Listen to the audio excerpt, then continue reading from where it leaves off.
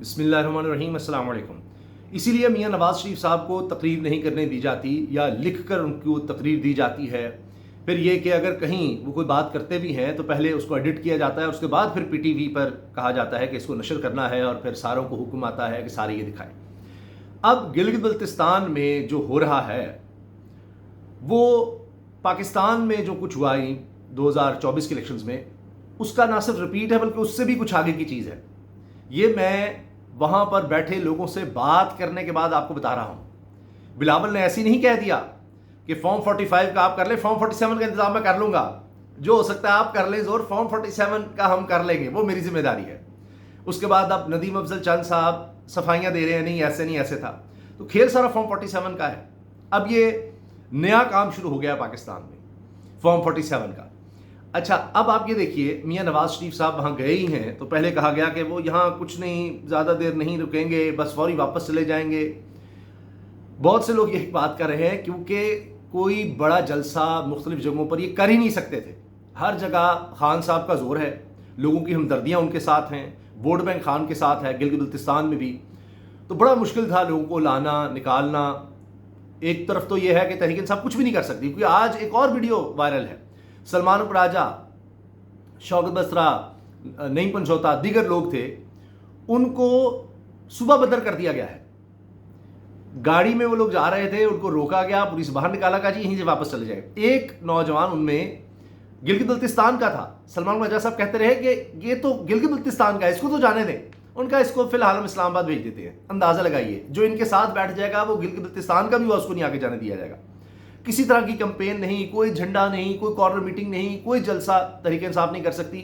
लेकिन खान असाब पर सवार है, खौफ है। इनको कहा गया कुछ तो करो, क्योंकि यही बात थी कि हमें आप ये सहूलत दे दें, काजी फाइसा आएगा, बल्ले का निशान छीनेगा। पाकिस्तान की तारीख क्या, दुनिया की तारीख में ये कुछ नहीं हुआ होगा धांधली के लिए जो हुआ। और पक्का काम किया गया था कि इसके बाद तो हो ही नहीं सकता, यानी इंतखाबी निशान ही नहीं होगा तो पाकिस्तान में ज़्यादातर लोग समझ नहीं पाते, कई नाम नहीं पढ़ सकते कि हमने किसको वोट डालना है। कैंपेन नहीं हो पाती। बल्ले का सबको पता कि जनाब बल्ला है, उस पर मोहर लगानी है। तो किसी ने बैंगन, किसी ने कुछ, किसी ने 4 रुपये, पता नहीं क्या क्या इंतखाबी निशान मिले। फिर भी 2024 के इलेक्शन खान साहब जीत गए, जबकि जेल में डाला, पार्टी तोड़ दी, बैन तक एक तरह से। जब निशान ही नहीं है तो बैन हो गया, कोई कैंपेन नहीं, कुछ नहीं कर सकते थे, इंटरनेट बंद, सब सहूलतें बंद कि इधर से पैगाम रसानी ना हो। फिर भी लोगों ने कमाल कर डाला। तो ये इनकी ख्वाहिशात थी। बाद में अब गिले शिकवे ये होते रहे कि भाई आप तो इसके बावजूद परफॉर्म नहीं कर सके, आपको हमने हर तरह की फील्ड दी, लेवल प्लेइंग फील्ड तो छोड़िए, फील्ड ही सिर्फ आपके लिए कर दी। अब भी खान साहब जेल में हैं, उस वक्त भी उनके हाथ पांव बांध दिए थे, लेकिन उसका खौफ। तो अब मियां नवाज शरीफ साहब को थोड़ा सा निकाला गया, कुछ तो इंप्रेशन बने आए, इन पर कोई पाबंदी नहीं, इनको सरकारी प्रोटोकॉल मिल रहा है। वहां पर जाकर वुज़रा काबीना का हिस्सा लोग वहां पर कैंपेन चला रहे हैं, इंतजाम को देख रहे हैं, सब कुछ हो रहा है, पीटीवी नशर कर रहा है और तहरीक इंसाफ के लिए उलट हो रहा है। कहाँ की जमहूरियत। लोग कहते जी निज़ाम बड़ा मजबूत है, इसने पंजे गाड़े हुए हैं, ये जिस दिन गिरा खान साहब रिहा हो जाएंगे, उससे पहले तो मुश्किल है। भाई ये निज़ाम खड़ा ही खौफ पर है, जुल्म पर है, इसीलिए कि अवाम साथ नहीं है। लेकिन अब बड़े मसाइल बन चुके हैं। और ये मकबूल जान साहब दानिश्वर हैं, सहाफ़ी हैं, कॉलम नवीस हैं, लिखारी हैं, शायर हैं, और उन चंद लोगों में हैं जिनके बारे में खान साहब कहते हैं कि जी औरिया मकबूल जान साहब, यानी जिनको बहुत ज़्यादा रिस्पेक्ट देते हैं इमरान खान, उनमें से एक हैं। तो औरिया मकबूल जान साहब ने भी अब कुछ मुज़ाकरात के हवाले से बात की है, जबकि औरिया साहब का भी बड़ा सख्त स्टैंड रहता है, एस्टेब्लिशमेंट के खिलाफ भी बात करते रहे, जेल भी भुगती, उस पर भी मैं आऊँगा। लेकिन आप ये सुनिए कि अब मियां नवाज शरीफ साहब को, मैंने जो अर्ज़ किया ना, तकरीर नहीं करने दी जाती, मियां साहब ने क्या किया है, उन्होंने जाकर गिलगित बल्तिस्तान के लोगों से गिला कर दिया कि कसूर आपका है। वो अब भी रोना रो रहे हैं, इतना प्रोटोकॉल, भाई को वज़ीर आज़म लगवा लिया, समधी नायब वज़ीर आज़म, बेटी वज़ीर आला, और भी ओहदे, दामाद उसको भी काबीना में शामिल कर लिया।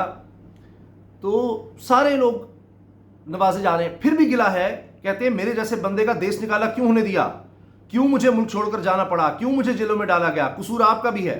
ये तकरीर में उन्होंने कहा है कि मेरे लिए कोई नहीं निकलता, मेरे लिए नहीं आते, इक़्तिदार आता है तो आप लोग मेरे पास आ जाते हैं। भाई इसलिए कि आप भी इक़्तिदार के लिए ही आते हैं, और इक़्तिदार जब आ जाता है तो फिर आप लोगों को नहीं पूछते। हाँ, तकरीरों में और इस तरह से बातें कर रहे हैं। باقی تو پھر اقتدار کے بعد آپ اپنے لوگوں کو نواز دیتے ہیں، بس دکھاوے کچھ کام کر دیے قرض ڈال کر.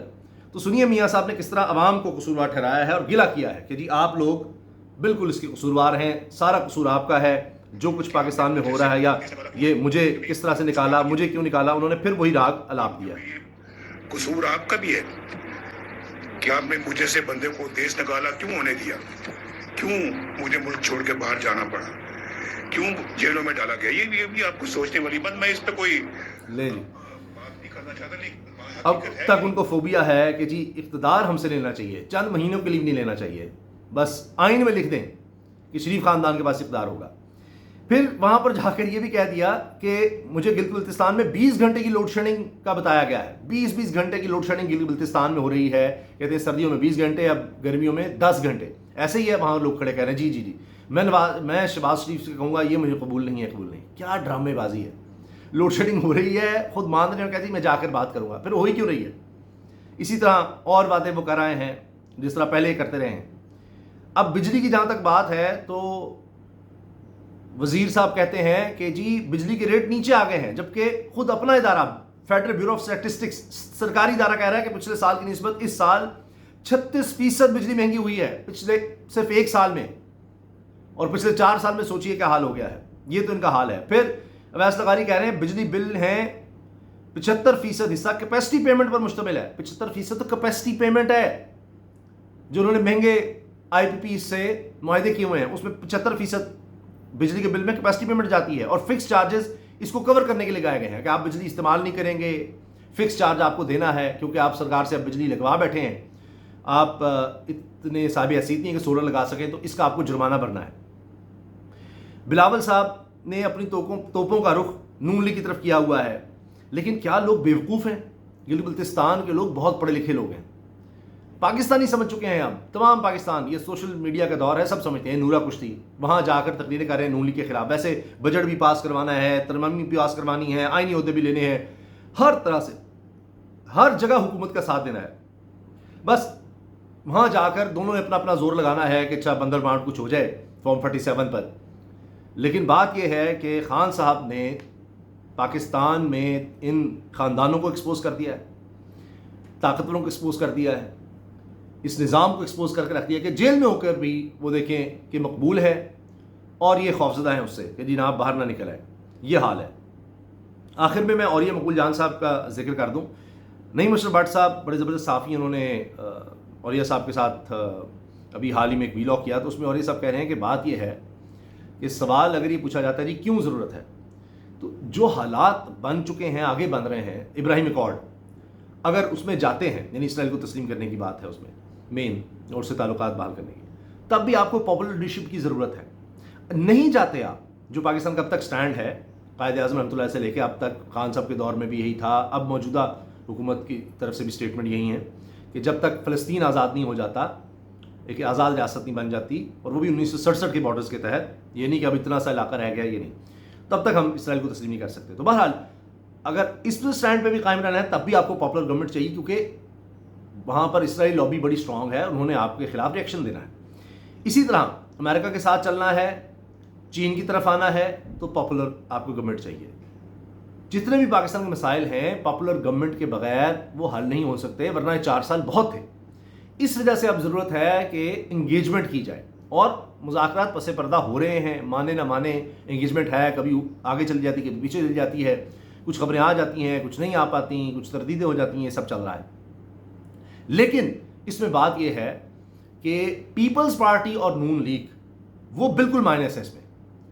ان کو بھی جو خبر ملنی ہے وہ زیادہ تر کوئی صحافی لیک کر دے گا، کوئی ادھر سے آ جائے گی ادھر سے آ جائے گی. جس طرح محسن نقوی سے ملاقات، اس کی خبر آ گئی نا، برسٹر گوہر کے گھر وزیر اعلیٰ خیبر پختونخوا کی ملاقات. تو محسن نقوی کا مطلب یہ ہے پیپلز پارٹی اور نون لیگ تو بالکل مائنس ہے نا جی. وہ تو کہتے ہیں کہ آ کر مذاکرات شہباز شریف سے کریں، رانا ثناء اللہ کہہ رہے ہیں. لیکن خان صاحب نے اگر آپ نوٹ کریں تو پہلے دن سے کہا ہوا ہے کہ بات ہوگی تو اسٹیبلشمنٹ سے ہوگی. اور اب خان صاحب ریلائز کر چکے ہیں کہ وہ اپنے طور پر تو جیل میں رہ کر مزاحمت کر رہے ہیں جتنی وہ کر سکتے ہیں، لیکن باہر اس طرح کی مزاحمت نہیں ہے. کمپرومائز ہو جاتے ہیں لوگ، بہت سے مسائل آ جاتے ہیں، پارٹی چھوڑ کر لوگ چلے گئے، آپس کی لڑائیاں، سیاست، فلاں، یہ وہ. اب انہوں نے کیا کیا کہ براہ راست تحریک انصاف کے वाले से या हम पर बात ना आए, तो जिसने भी इंगेजमेंट करनी है उसके लिए अल्लामा राजा नासिर अब्बास और महमूद खान चकजई इनको अपोजिशन लीडर्स के तौर पर नामजद किया, वो बन भी गए कि वो इंगेजमेंट वहाँ पर जारी रखें। और दूसरी तरफ पार्टी लगी हुई है कि किसी तरह भी खान के लिए कोई रिलीफ मिल सके तो उस पर हो।